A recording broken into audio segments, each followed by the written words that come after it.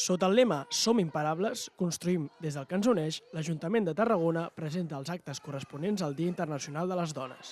Enguany, el programa vol visibilitzar que la lluita per la igualtat va més enllà de la violència masclista i posa el focus també en els micromasclismes del dia a dia.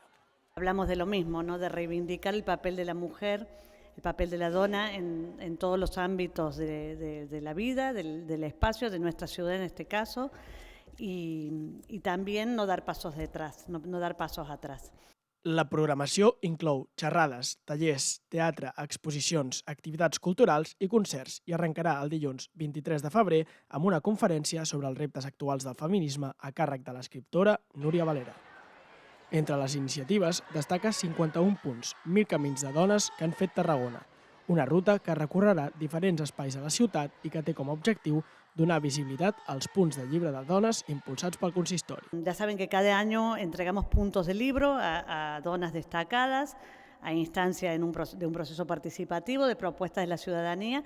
Este año se hará una ruta de las 51 mujeres que tenemos hasta este año entregado los puntos de libro. Este año se sumarán más.